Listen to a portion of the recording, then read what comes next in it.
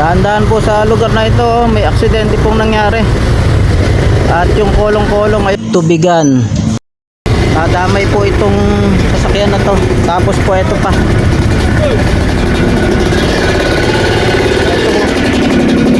Yung e-bike tumaob po. Damay na rin po ito. Nagkakaroon na po ng traffic dito sa lugar na to.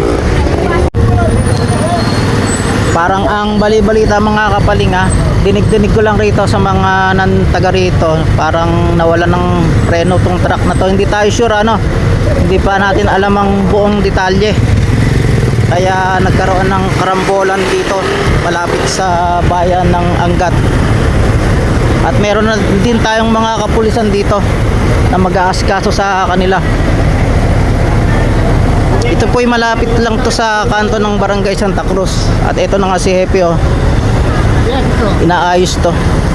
Konsehal ng aming barangay. Inaayos, meron na ring pulis. Ito. Tumaob yung e-bike. Kaya po mag-ingat-ingat tayo sa pagdadrive. Ngayon po yung nagdadrive ng e-bike na to, hindi ko po alam kung nasaan na. Ayan po, damay. Ayan po, ito pa. Kaya po mag-ingat-ingat tayo mga kapaling sa ating pagdadrive. Mahaba na yung traffic dahil sa aksidente.